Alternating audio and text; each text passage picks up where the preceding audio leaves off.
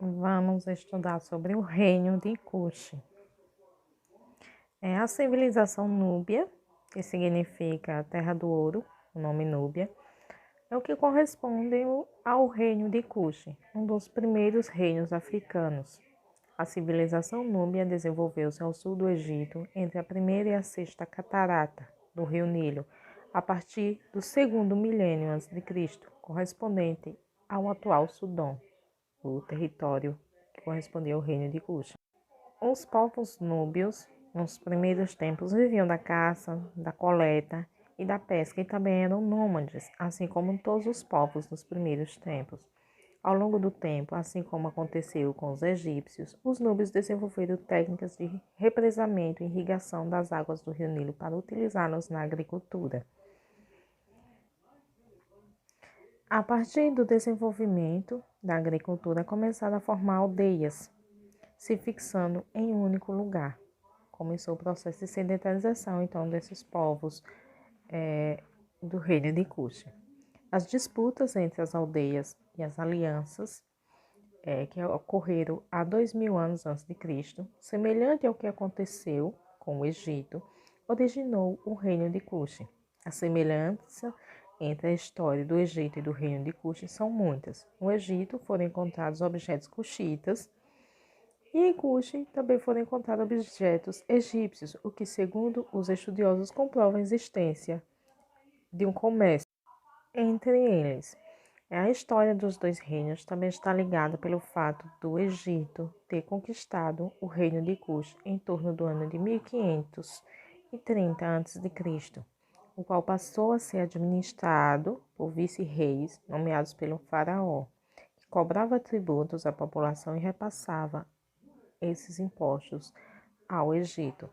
Então, houve essa dominação do Egito sobre os cuxitas, sobre o território de Cush.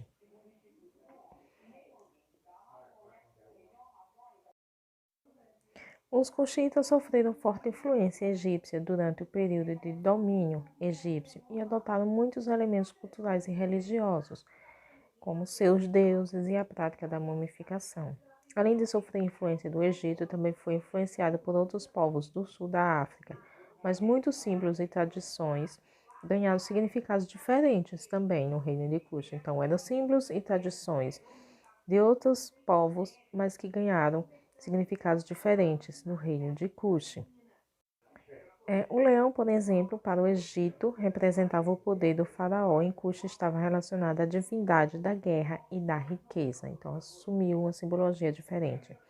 Houve um período também em que Cush dominou o Egito. Isso aconteceu por volta dos anos 730 a.C., após uma longa guerra em que os cuxitas venceram os egípcios, conquistando a capital egípcia, que era Tebas.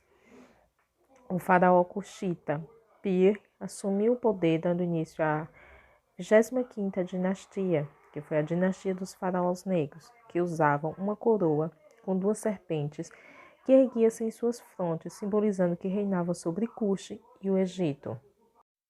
Eles também mandaram construir pirâmides para servir-lhes de túmulos, assim como no Egito. Então, houve essa influência cultural egípcia nesse sentido também. Essa dinastia chegou ao fim em 644 a.C., quando os assírios conquistaram Tebas e os cuxitas foram obrigados a retornar para o sul. A partir desse período, a sede do reino passou para Napata e, posteriormente, em 1580 a.C., passou para Meroe. Lembrando que no início a capital do reino de Cush era Kerma. Depois desse período em que houve a junção com o Egito, o controle do Egito, em que ele precisou voltar para Cush, então a capital do reino passou para Napata. Essas cidades, tanto Napata quanto Meroe, foram importantes centros comerciais, religiosos e artísticos no reino de Cush.